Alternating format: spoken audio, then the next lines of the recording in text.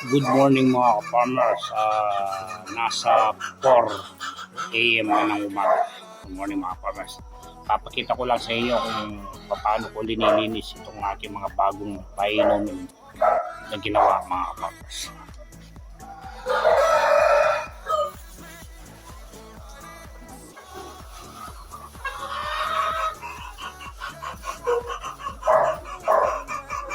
Pinalagyan kong plastic mga farmers para yung lalagyan ng pagkain na hindi babasa sa tubig.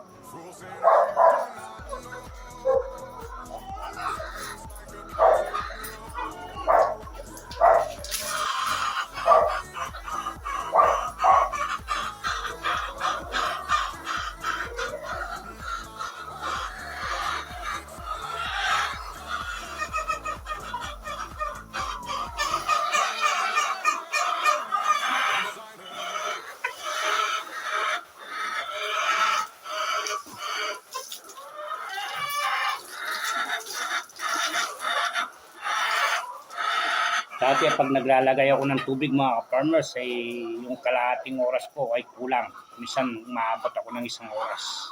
Ngayon hindi na.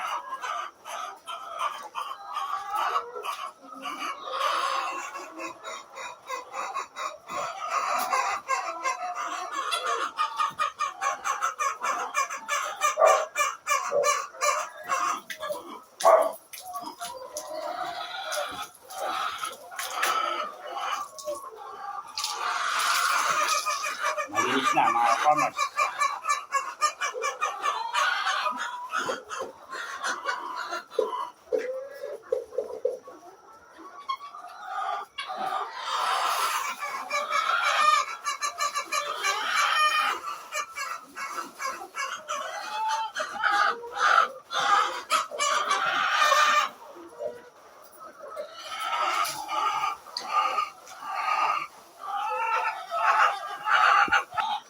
Yun mga farmers, napakita ko na sa inyo kung paano lalagyan ay linilinis yung kanilang inumin o patubigan. Ngayon naman, papakita ko na maglalagay na naman tayo ng kanilang tubig. Ganito lang ngayon, napakabilis.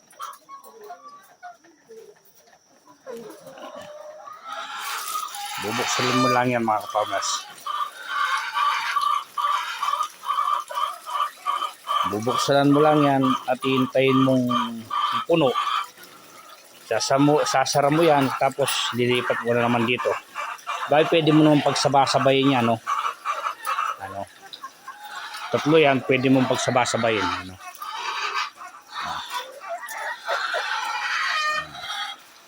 Pwede naman pagsabay-sabayin yan. Oo, ginagawa ko isa-isa. Para natatansya ko mabuti yung tubig nila, hindi umapaw. Baka kasi pumunta sa kanilang pagkainan. Yan, biro na yung mga yan, tapos na. Itong 6 na layer natin ay tapos na. 3 rito at saka 3 rito. Mga farmers yan. Tapos na. Yun lang mga farmers.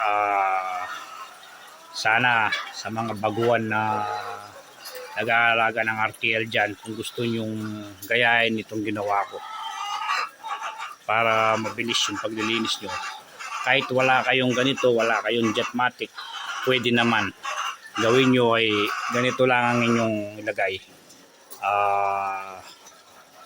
PVC 4 o 3 lang ang inyong ilagay, kahit wala kayong Jetmatic or ganito ay pwede naman. Basta ito, pag linagyan mo kasi ng tubig ito, maghapon na, pwede ka nang magtrabaho na maghapon at mayroon lang silang pagkain. Yun lang mga farmers. Yun lang mga farmers. Good morning. Lalagay pa ako ng vitamin nila. Salamat po.